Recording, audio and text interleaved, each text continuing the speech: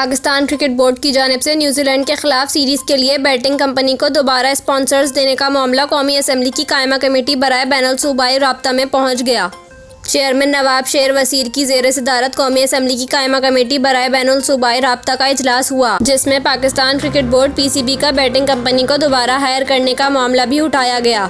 Committee रुकन शाहिद रहमानी का कहना था, न्यूजीलैंड के खिलाफ सीरीज में बैटिंग कंपनी को स्पॉन्सरशिप दे दी गई है, ये बहुत संजीदा मामला है। शाहिद रहमानी का कहना था, PSL में भी इस मामले को उठाया गया था। मशकूक कंपनी को शराकतदार बनाने से मुल्क की बदनामी होगी।